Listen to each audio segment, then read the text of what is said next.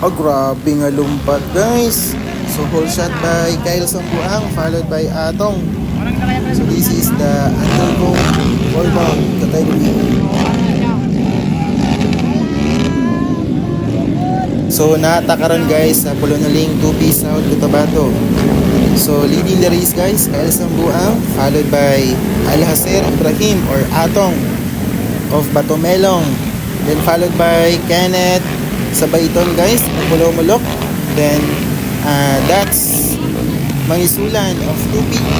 So, that is the standing of underbone 4-ball category guys. Bali 8 laps po ang tatakbuhin guys. Ayan, so nangunguna na si Alhacer Ibrahim guys. For short, Atong. Followed by Kyle Sambuang of Batomelong guys. And then Kenneth Sabayton of Colomolok. Followed by Dats Mangisulan of 2P. So ayan guys. So humahabol na ngayon si Kyle Sambuang. So bumabattle siya kay Atong guys. So pareho silang taga Batomelong. No? So ayan. The Kilabot rider of Batomelong guys, Alhacer Ibrahim and Kyle Sambuang. So ayan, so big shout out sa lahat po ng mga solid supporters natin, no, na patuloy na sumusuporta sa channel natin. So sana po ay wag na wag po kayo magsasawa sa pag-support. So kung hindi ka pa nakapag-subscribe guys sa channel natin, Mindanao Motocross PH, ay subscribe mo na yan. At pakihit na rin ng notification bell para ma-update po kayo sa mga susunod pa nating videos. So ayan guys, so nothing changes. Leading guys, Alhacer Ibrahim or Atong. So followed by Kyle Sambuang guys. So Kenneth Sabayton on the third position, followed by that's Misulan guys, no? May Misulan Racing Team of 2P South Cotabato. So ayan, so this is the underbone 4-ball category guys.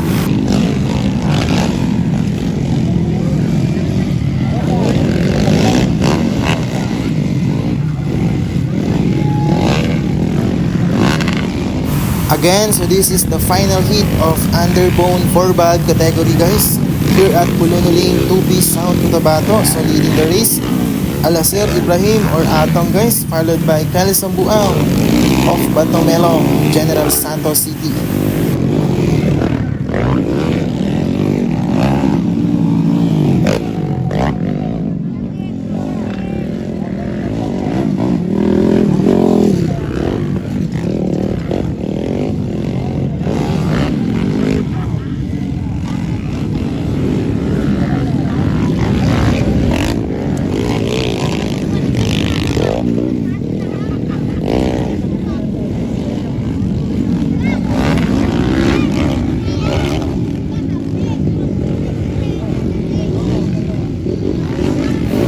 Wala pa rin pagbabago guys. So still leading the race, Alhacer Ibrahim guys, followed by Kyle Sambuang, no, of Batomelong.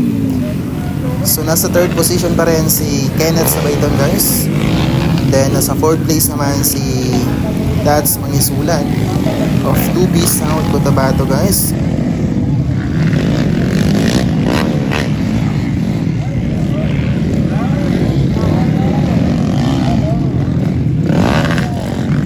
So sayang guys, no, kasi hindi nakapaglaro si Idol Dexter Losada of 2B guys, no, the pride of 2B, kasi wala siyang dalang unit guys. Ang dala niya lang is only the KLX 140G.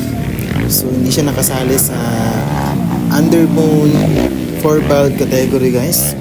So isa rin siyang the Kilabot riders of motocross. So ayan guys, napakataas ng lipad ni Kyle Sambuang. So napaka-power ng motor.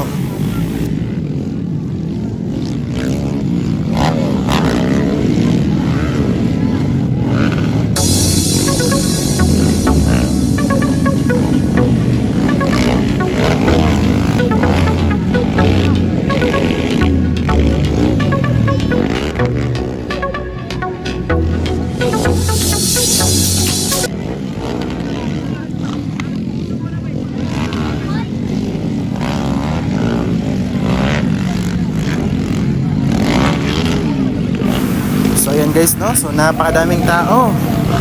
So ayan, so yan po ang mga sumusuporta sa larong motocross. So ayan guys, so panoorin nyo yung video ni Michelin Rivera versus John Paul Arangues guys.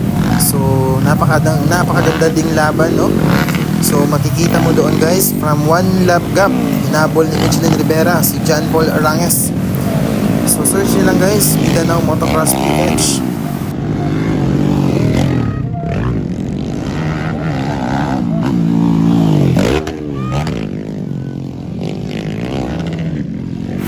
So napakalapad ng kanilang racetrack. So dito yan guys sa Polonuling 2B Sound Cotabato, no? So Festival of Polonuling 2B Sound Cotabato. So headed by Mayor Junjun Escobillo guys, one of the head of motocross competition here in South Cotabato guys. So big shout out to Mayor Junjun Escobillo. So ayan guys, no? So big shout out din sa mga solids subscribers natin, no, na patuloy na sumusuporta sa channel natin.